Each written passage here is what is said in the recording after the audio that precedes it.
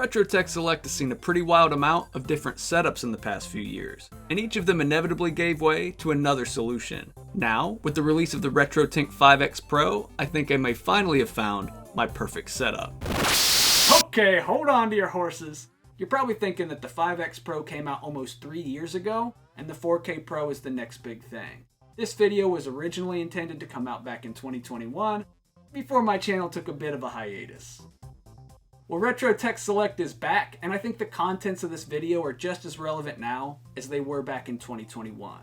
Maybe you don't need all the extra bells and whistles that the 4K provides. Or maybe, like me, your current financial situation just doesn't allow for that sort of price tag. Whatever the case may be, the 5X might still be your ideal scaler of choice.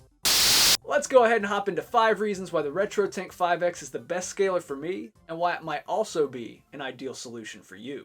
First off, we wouldn't even be here if the RetroTINK 5X wasn't a quality product. As much as I appreciated the convenience that previous RetroTINK products brought to the table, I couldn't tear myself away from the razor-sharp pixels that pairing them with an OSSC provided. With the RetroTINK 5X, we've finally moved past the need to choose between convenience and picture quality. In an atypical move for RetroTINK Select, I'm not going to linger too long on capture comparisons between the 5X and the OSSC. Instead, let's take a moment to appreciate that the 5X achieves results incredibly similar to the OSSC's optimal timings without the need for any fine-tuning from the consumer. One quick note, the 5X now has custom timings just like the OSSC. What it doesn't feature is the 4K's built-in optimal timings for most consoles. Which brings us to why this next topic is so important: compatibility. With each of my previous setups, there was always a console or scaler that wasn't compatible with another device. I moved from a simple AVR solution to incorporating an external scaler, then a combination of scalers, then another, all to make sure I got clean video out of my display and capture card. The prime offender for most of my previous upgrades was certainly the Super Nintendo with its irregular refresh rate. My only workaround for this issue in previous setups was to add a RetroTINK product into the chain between the Super Nintendo and the OSSC. The issue can be replicated on the 5X as well, but with the default triple buffer enabled, bye bye birdie. The inclusion of S-Video means you don't need a secondary device to play those delicious titles on the greatest console ever made. And having an extra composite input via the SCART connector meant I could rock my Atari 7600 through a VCR, and the 5X actually did a pretty decent job with the RF signal. I even threw on a tape for good measure, just to see how it looked. Here's a quick snippet from an obscure forgotten gem, The Lost World, Jurassic Park.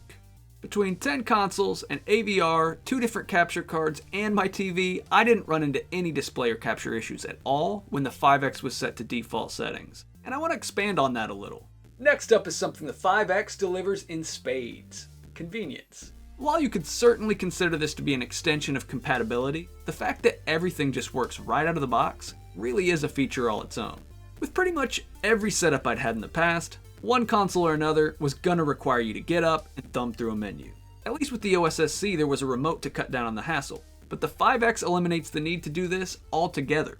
It comes packed with the controller as well, and we're about to take a look at some of the options available to end users, but I really want to emphasize that the majority of the footage you've seen in this video so far was captured on default settings, with no fine-tuning done at all.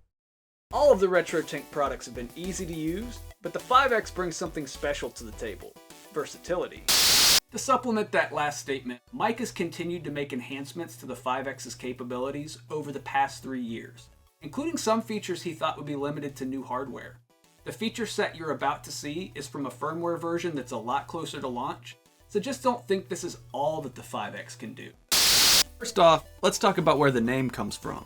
The RetroTINK 5X offers a non-integer scale at 1080p, a 5x integer scale that slightly overfills the frame, a 4x scale with underscan, as well as 1200p, 720p, 768, 480, an option to downscale, and even 1440p.